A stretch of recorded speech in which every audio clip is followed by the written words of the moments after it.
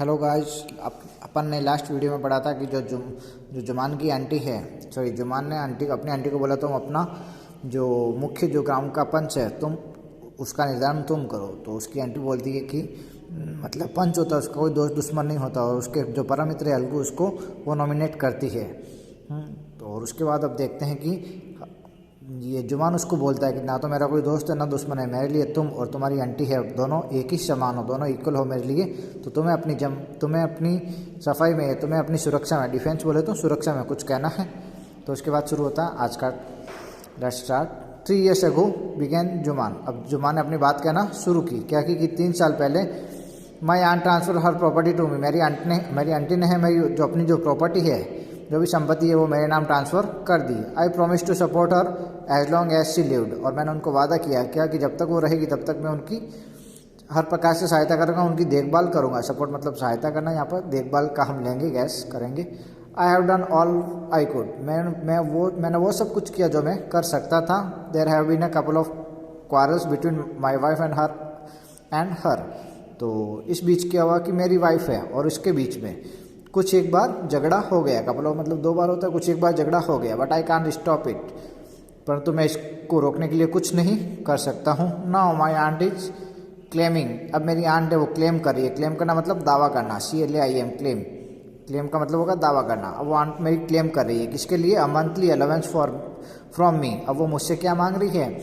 एक मासिक भत्ता मांग रही है। This is not possible, that's all I have to से।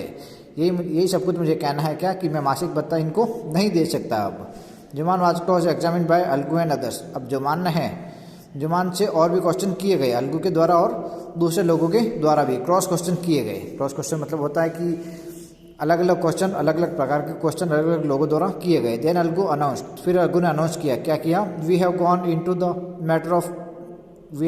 The matter carefully. हमने इस बात को, इस समस्या को, जो भी ये जो तुम्हारी प्रॉब्लम है उसको हमने ध्यानपूर्वक सुना। इन आवर ओपिनियन, हमारी राय में क्या है? Jumman must pay his aunt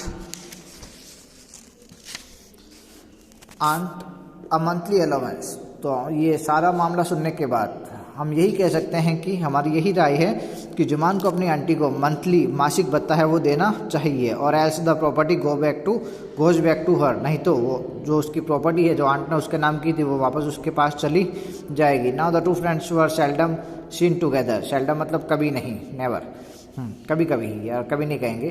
तो अब वो 2 परम मित्र थे वो कभी साथ में नहीं दिखते थे। The bond of the friendship between them was broken मतलब ब्रोकन। थर्ड फॉर्म में ब्रेक की, उनके बीच में टूट चुका था। क्या? वो जो बंधन था फ्रेंडशिप का, मित्रता का जो बंधन था वो उनके बीच में टूट चुका था। इनफैक्ट यहाँ तक कि कह सकते हैं जुमान वाज अलगूज एनिमी। जुमान है वो अलगू का दुश्मन बन गया। एंड वांटेड इज रिवेंज मतलब होता है बदला लेना। अब वो उसे क्या बदला लेना चाहता था। लेट्स सी अब आगे क्या होता है।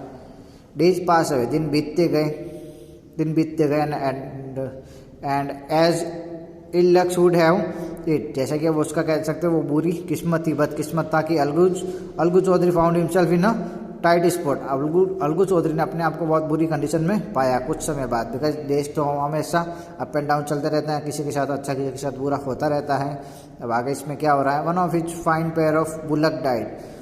अब उसके पास 2 बुलक की 2 बैल थे उसके पास। तो 2 में से एक वो उसका बैल मर गया। He sold the other to the Samjhu Sahu. और तब उसने क्या किया? 2 बुल थे, एक तो मर गया तो दूसरे को उसने समझू साहू को बेच दिया। द कार ड्राइवर था ऑफ द विलेज, गांव का एक वो गाड़ी चालक था तो उसने उसको बेच दिया। The understanding was that Sahu would pay the price of the bullock in a month's time. तो अब उनके बीच में ये सौदा हुआ, ये बात हुई कि जो बुलक का जो पैसा है, बुल का जो पैसा है वो साहू उसको एक महीने पर बाद या महीने के अंदर देगा। It so happen that the bullock died with in a month. और उसके बाद क्या हुआ? 1 महीने के भीतर ही वो जो बुलक था वो मर गया। जो बुलक उसने उसको साहू को बेचा था वो मर गया, साहू के पास था, 1 महीने के अंदर मर गया। Several months after the bullocks death. Bullock के मरने के कई महीने बाद में अलगू रिमाइंडेड साहू। अलगू ने रिमाइंड करवाया। REMINDED रिमाइंडेड मतलब होता है याद दिलाया। अलगू ने साहू को याद दिलाया। क्या याद दिलाया? Of the money he had not get paid. कि अभी तक उसने उसको बेल बेचा था उसके पैसे उसने अभी तक नहीं दिए, जो मर चुका था उसके पास, साहू के पास जाने के बाद। साहू गॉट वेरी अनॉयड उसकी बात को सुनकर साहू है वो बहुत गुस्सा हो गया। जब साहू गुस्सा क्यों हो गया? I can't pay you a penny for the wretched beast.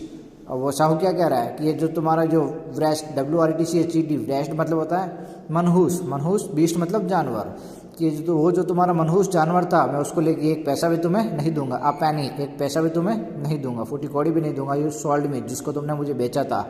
He brought us nothing उससे मैं कोई फ़ायदा नहीं हुआ, उसने हमें कुछ नहीं दिला। बट रूइन RUIN रूइन मतलब होता है बर्बाद कर दिया उसने हमें। आई हैव अ बुलक मेरे पास एक दूसरा बुलक है, दूसरा सांड है, दूसरा बैल है। Use it for a month तुम भी उसके तो इसके लिए क्या करो तुम उसको 1 महीने के लिए उसका उपयोग कर लो। And then return to me और फिर तुम वो बैल है वो तुम मुझे महीने भर यूज लेके वापस दे देना ताकि तुम्हारे पैसे उतर जाएंगे। No money for the dead bullock जो बुल मर गया है तुम्हारा उसके लिए कोई पैसा नहीं है। ही सेड एंग्रीली उसने गुस्से में आकर ऐसा ये सब कुछ कहा। Okay guys that's all for now. Next will do in our next video. Bye for now.